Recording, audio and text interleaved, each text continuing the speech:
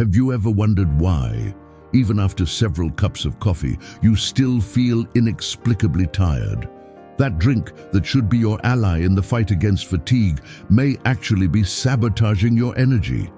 It seems contradictory, doesn't it?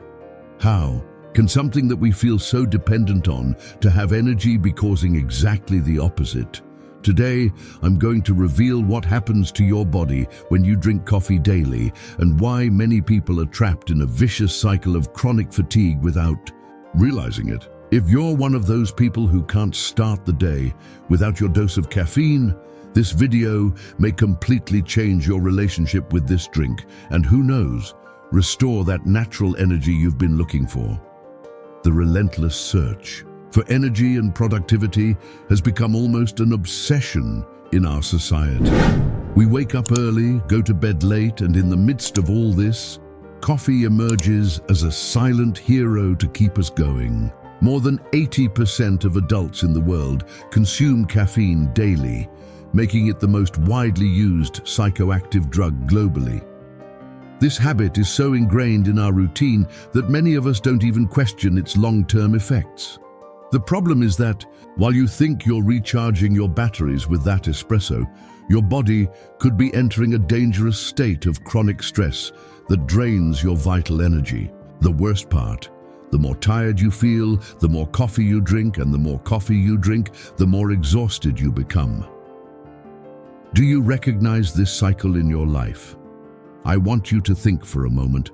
How many cups of coffee do you drink per day? Have you ever experienced that feeling of extreme fatigue a few hours after drinking coffee? Or perhaps you've noticed that you need larger and larger doses to feel the same stimulating effect. Share your experience with coffee in the comments. Have you tried going without it for a few days? How did you feel? I'm really curious to know how caffeine affects different people, and if you know someone who lives with a cup of coffee in their hand, but always complains about being tired, don't hesitate to share this video with them. It could be the wake-up call they need to understand what's happening to their body.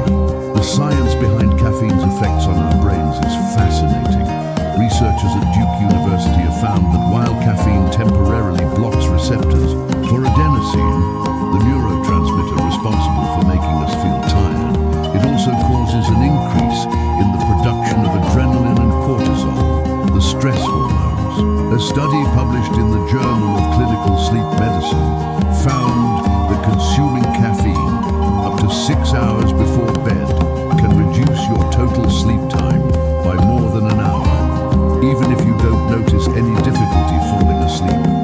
More alarmingly, modern neuroscience has shown that regular caffeine consumption alters brain chemistry, creating a state of dependence where your brain produces more adenosine receptors to compensate for the caffeine blockage. The result? When the caffeine leaves your system, you experience much more intense fatigue than you would normally experience. I'm not suggesting that you give up coffee altogether, but rather that you develop a more conscious relationship with the beverage. Start by cutting back gradually. Cutting out abruptly can cause withdrawal symptoms like headaches and irritability.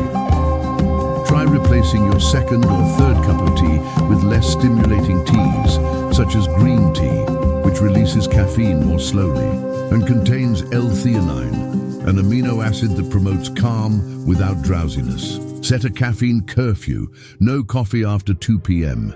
This will give the substance enough time to be metabolized before bed. Prioritize other natural sources of energy: exposure to sunlight in the morning, regular exercise, adequate hydration, and a balanced diet rich in B vitamins. And perhaps most importantly, respect your natural energy cycles throughout the day, allowing yourself short breaks when you feel the need. But let's be honest, you're already wondering if you could live without your morning coffee, right? Imagine waking up and feeling natural energy without depending on that steaming cup. Does it seem impossible now?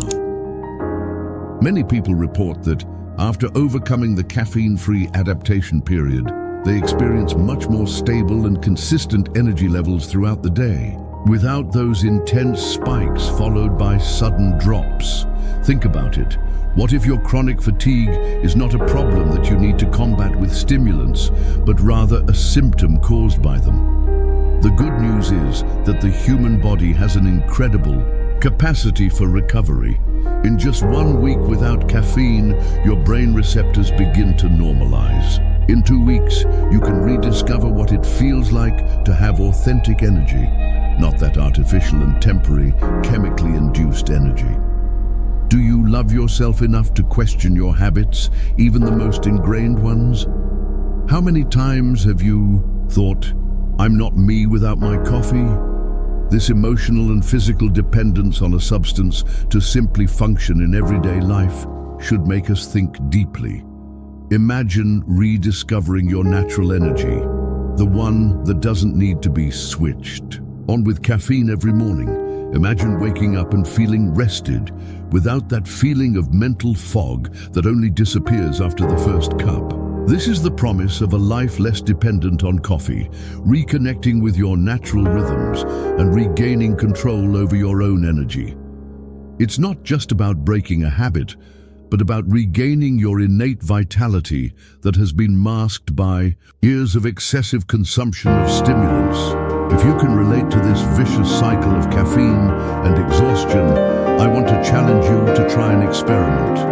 Gradually reduce your coffee consumption over 2 weeks and carefully observe how your body responds. Write down your energy levels, sleep quality, and mood in a journal. If you're enjoying this information that can transform your health, don't forget to like and subscribe to the channel. Turn on the bell to be notified of our next videos on habits that may be secretly sabotaging your health.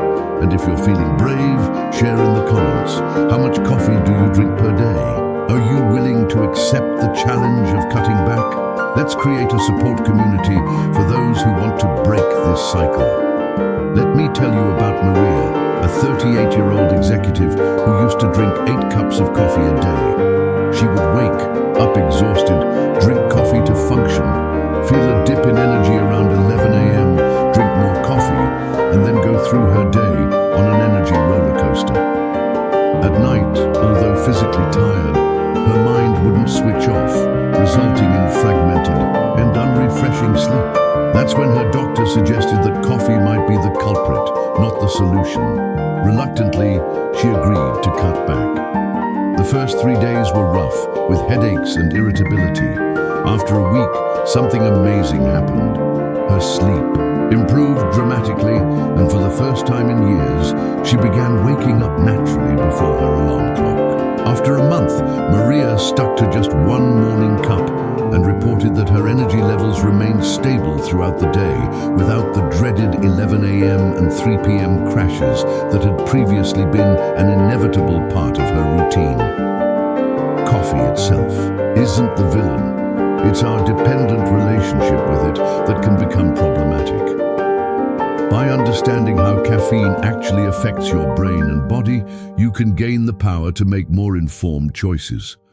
You may find that a single cup in the morning is enough, or that replacing a few doses with less stimulating alternatives does wonders for your sustained energy.